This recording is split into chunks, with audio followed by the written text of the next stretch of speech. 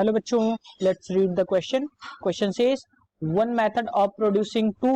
in phase point sources of light for interference is to form two images of a point source by means of two halves of a lens which has been split along a diameter. Question says here a screen is placed perpendicular to the principal axis and 80 centimeter from the image sources. What is the width of central maxima formed on the screen if the wavelength of light used is 5.4 into 10 to the power minus 5 centimeter. बच्चों यहाँ पे figure given है, screen को put किया गया है 80 centimetre पे और यहाँ से जो ऑब्जेक्ट रखा है दो हाफ ऑफ लेंस के से 2f पे रखा है. की कॉन्सेप्ट हम देखेंगे. की कॉन्सेप्ट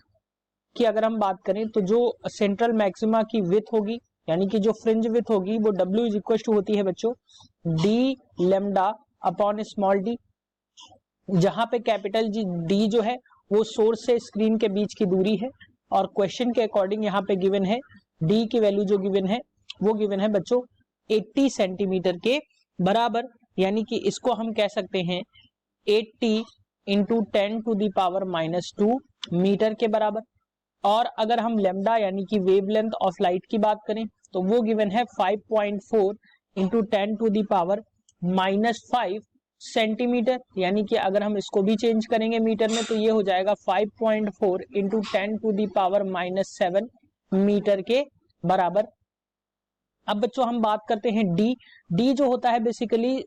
S1 और S2 के बीच की दूरी है. अगर हम इसको देखेंगे तो यहां से अगर हम इस लेंस ऊपर वाले हाफ लेंस की बात करें और उस पे हम इस प्रिंसिपल एक्सिस को ड्रॉ करें बच्चों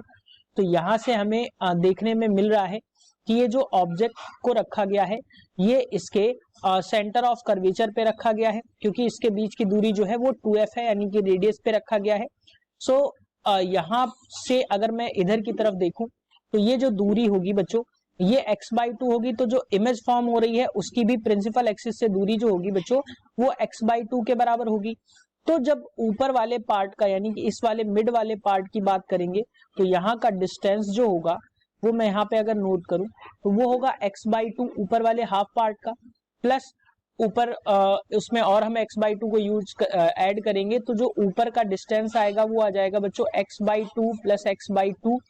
सो ऊपर का जो डिस्टेंस आएगा वो x के बराबर आएगा. सिमिलरली अगर हम d की बात करें तो ऊपर वाले का पूरा डिस्टेंस जो आ रहा है वो x आ रहा है. सिमिलरली नीचे वाले के लिए भी डिस्टेंस x आएगा, यानी कि यहाँ से अगर हम देखें तो d की वैल्यू हमें 2x के बराबर मिल जाएगी. बच्चों यहाँ पे अगर हम इन सारी वैल्यूज को पुट करें तो हमें आंसर जो है वो मिल जाएगा, यानी कि W इक्वल टू अगर हम रखें तो डी लेमडा डी की वैल्यू है 80 into 10 to the power minus 2 metre into यहाँ पे अगर हम बात करें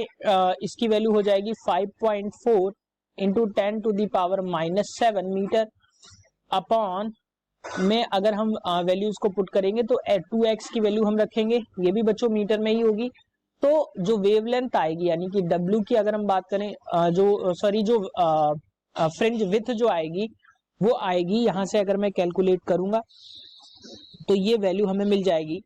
80 का मल्टीप्लाई 5.4 में करेंगे, या अगर मैं इसको काटना चाहूं तो ये हो जाएगा 40. तो 40 का मल्टीप्लाई बच्चों हम करेंगे तो यहाँ से हमें मिल जाएगा 54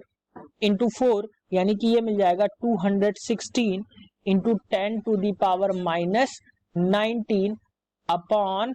x और ये आ जाएगा बच्चों मीटर्स में, यानी कि जो हमें विथ मिलेगी फ्रिंज विथ मिलेगी वो मिलेगी 216 into 10 to the power minus x, यानी कि जो भी इसके बीच में लेंस के बीच में सेपरेशन रहेगा